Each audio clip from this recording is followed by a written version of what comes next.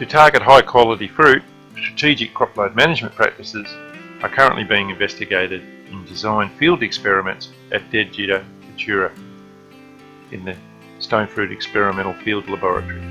Manipulating fruit number per tree offers the ability to regulate available assimilate to maximise fruit size and fruit quality. Removal of fruit may involve a combination of orchard techniques. They include pruning, blossom thinning, and hand fruitlet thinning practices. Typically, commercial peach and nectarine orchards set a target fruit number of approximately 1 fruit per 10 centimetres of fruiting lateral. At Tatura, in the experimental orchard, crop load fruiting level treatments being investigated are high, medium and low crop load targets. The high treatment is minimally thin fruit to levels to maximise competition between the fruit and available simulate. The medium fruiting level is a moderately thin fruit to minimise competition between fruit and available simulate, and the low thinning level treatment is heavily thinned fruit to eliminate competition between fruit and available simulate. The high crop load treatment has minimal fruit removal, where we only remove fruit from clusters that are thin. The medium crop load treatment mimics typical commercial practice, where we target fruit number of approximately 1 fruit per 10 centimetres of fruiting lateral. The low treatment has most fruit removed from the tree. The tree architecture is being investigated at Tatura in the crop load management experiments include bars, configuration of trees, vertical leader trees, and Tatura trellis trained trees.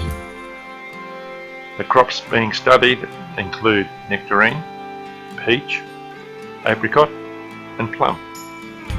Results to date show the cropping levels have marked impacts on yield, fruit size and in most cases fruit sweetness, fruit maturity and fruit firmness.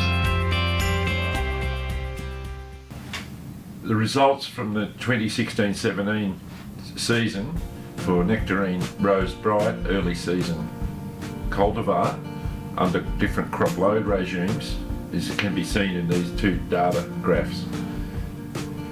So for fruit size, we have a range of histograms for high, medium and low crop load treatments, and for fruit sweetness, high, low, medium crop load treatments. We can see the distributions of that. So going back to fruit size, we had a major shift in the size of our fruit under high, low and medium crop load treatments, where we can see the red line here, the low treatment, for example, had overall larger fruit and a high proportion of larger fruit. Conversely, the high crop load treatment produced many small fruit. When we look at the profiles of fruit sweetness, we get again a shift to the right under less fruit per tree, so the low crop load treatment having sweeter fruit overall. The data for peach August flame, a mid-season cultivar, similar sort of trends under high, low, medium crop load, and we've also got two canopy configurations, a vertical leader system and a Tatura trellis system. So when we look at fruit size under the high, low, medium, we're getting a major shift in our fruit size profiles when we have a high crop load treatment compared to the lower medium treatments, and there's not as much distinguishing features there in the fruit sweetness profiles. That's with the vertical leader.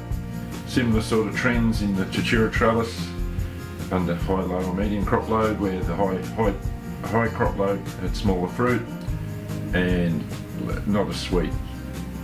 Another example of some data we have on nectarine, autumn bright, another mid-season variety under both vertical leader and Tatura trellis. And again, we're getting shifts in both fruit size and fruit sweetness profiles with their crop load management for both Tatura trellis and vertical leader systems. Last season data for plum under two canopies. We had the freestanding vase trees and a Tatura trellis canopy configurations.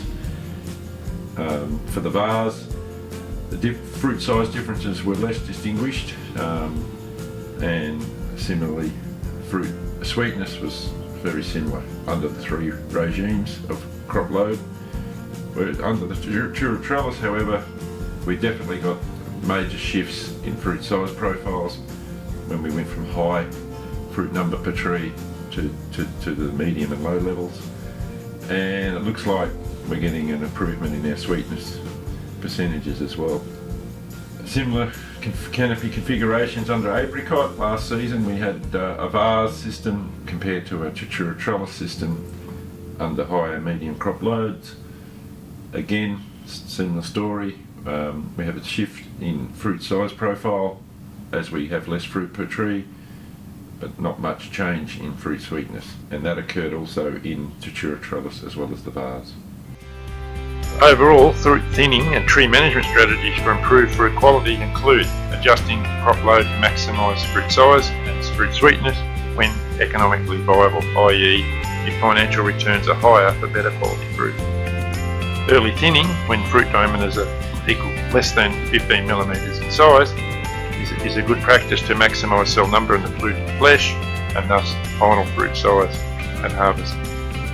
To target fruit quality outcomes, in peach and nectarine, our data to date suggests setting a cropping level of 1 fruit per 12 to 15 centimetres of fruiting lateral. In canopies that have poor light distribution in the lower parts of the tree canopy, we suggest maximising fruit numbers in the higher part of the canopy, reduce the number at the base of the tree to improve that uniformity in fruit quality and size.